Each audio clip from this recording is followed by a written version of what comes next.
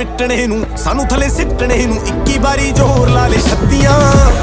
ਐਨ ਇੱਕੋ ਨਾਰ ਦਾ ਮੈਂ 10 ਵਾਰੀ ਬਾਰਦਾ ਮੈਂ, ਉਹਦੇ ਉੱਤੋਂ 100 ਦੀਆਂ ਗੱਥੀਆਂ।